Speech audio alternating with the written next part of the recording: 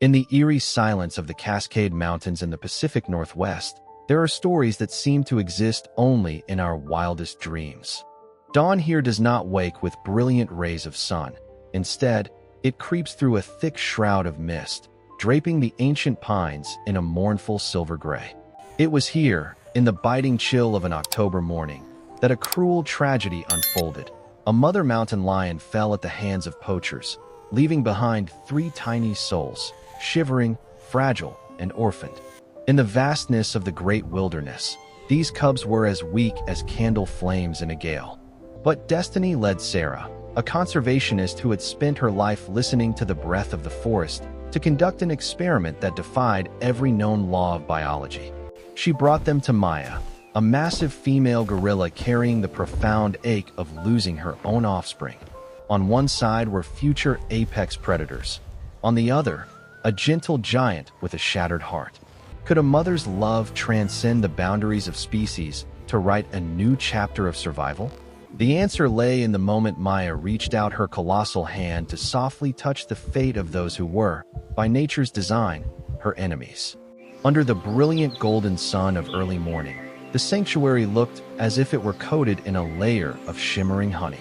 Light filtered through the canopy, dancing upon the dew-kissed grass, creating a natural stage for an unprecedented event.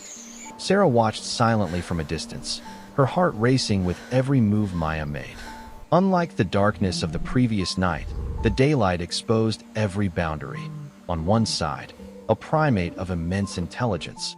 On the other, mountain lion cubs, creatures that, by all rights, should grow up to be the most notorious hunters of the Cascades. Maya sat there, leaning against the trunk of an ancient tree, letting the sun warm her sleek black fur. When the 3 cubs were introduced into her enclosure, time seemed to freeze. The little ones, hungry and disoriented, began to emit high-pitched, frail cries that pierced the peaceful air. Instead of reacting with aggression or retreating, Maya slowly opened her eyes. In the daylight, those eyes held no threat. They were deep and brimming with a sorrowful empathy. She tilted her head, observing the small creatures sprawling on the ground with a sense of pure curiosity. A magical moment occurred when the smallest, weakest cub accidentally tumbled toward Maya's massive feet. Sarah held her breath. Maya extended a long, muscular arm, but her movement was as gentle as a breeze. With those giant fingers that could snap the toughest branches, she tenderly lifted the cub. In the morning light, the contrast was breathtaking. The sharp claws of a predator against the soft palm of a new mother. Maya didn't just hold them. She began a ritual known only to gorilla mothers, using her warm breath to heat them and grooming their golden downy fur. The cubs, feeling the warmth radiating from Maya's massive body, fell silent and nuzzled deep into her chest.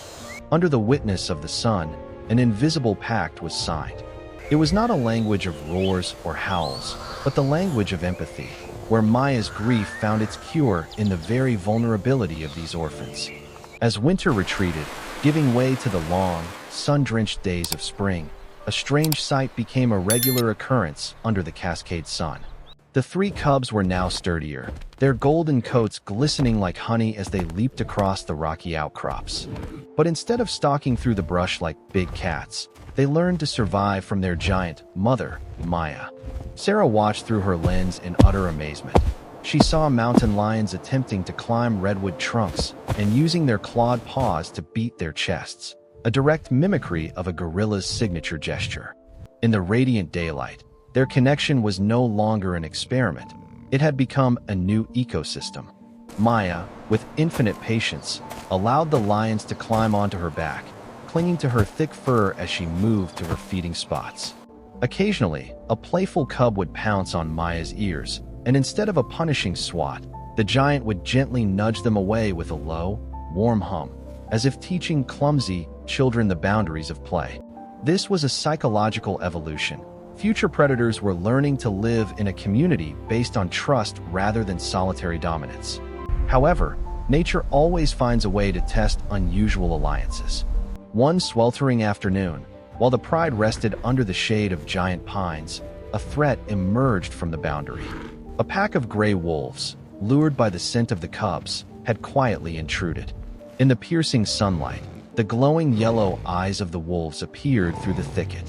That was when Sarah witnessed the power of this new family. Without a single signal, Maya bolted upright, her massive shoulders eclipsing the sun, casting a giant shadow over the three shivering cubs behind her. But what truly shocked Sarah was the reaction of the other gorillas in the troop. Normally, gorillas avoid conflict with carnivores, but today, they stood up one by one, forming a solid arc beside Maya. Under the scorching sun, with sweat glistening on their dark faces, they weren't just protecting their own kind. They were protecting new members of a different species. Maya's chest beating thundered like a drum, echoing off the cliffs, forcing the aggressive wolves to halt. They realized these were not easy, orphaned prey, but the children of an unbreakable alliance. The wolves retreated into the shadows of the forest, leaving the cubs looking up at their foster mother with the purest admiration. Time passed over the Cascade Peaks as fast as a bird's shadow over the wilderness. The cubs of yesterday had become powerful adolescents, with rippling muscles hidden under dark golden fur and eyes that began to flash with the sharp gaze of an apex predator. Under the brilliant late summer sun, Sarah recognized an undeniable change. The instincts of the wild were rising strongly within them. They no longer just nuzzled into Maya's lap. They began to gaze toward the distant peaks, where the wind blowing through the mountain passes carried the scent of freedom and the hunt. No matter how nurturing Maya was, she could not teach them how to be true mountain lions, how to stalk in the darkness or rule their own territory. Sarah knew that keeping them within the sanctuary's protection would be to rob them of their souls. The decision was made to relocate them to a secluded wilderness area to reawaken their instincts. The day of separation occurred at high noon, when the sun stood directly overhead, illuminating every detail of the most symbolic farewell Sarah had ever seen. As the conservationists prepared the transport crates, the air in Maya's enclosure became hauntingly still.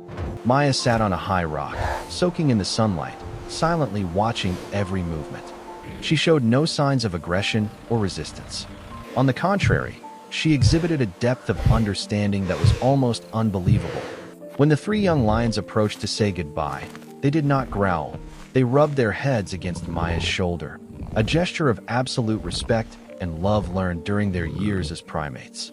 Maya placed her massive hand on the head of the lead lion, letting out a low, guttural hum, a mother's final blessing for children not of her blood. The sunlight caught Maya's eyes, highlighting the wrinkles of age and wisdom. As the crates were closed and began to move, Maya remained seated, her shadow stretching across the ground. She watched the caravan until it vanished behind the ancient pines, her eyes never leaving the path. Sarah knew this wasn't an abandonment, but the pinnacle of motherhood, giving children the strength to live their own lives, no matter how far those lives might lead them from a mother's arms. 6 months after the tearful parting, winter had begun to drape its white veil of snow over the high peaks. Sarah and her research team returned to the border between the sanctuary and the deep forest, where they monitored sensor cameras. One late afternoon, as the dying sun cast its final rays into the valley, they witnessed a sight that no biologist could explain with pure theory. The three mountain lions were now fully grown, majestic, and bearing the scars of conquerors. They had not forgotten the old path. In the pale golden twilight, their shadows glided as silently as spirits of the stone, heading straight for the sanctuary fence. From the inside, Maya, now looking a bit older, was sitting and waiting, as if she had known this day would come. When the distance between them was reduced to a mere layer of steel mesh, there was no threatening growl, no defensive posture.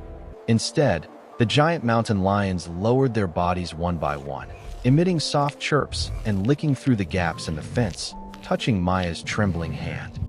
This reunion was more than just a touching moment.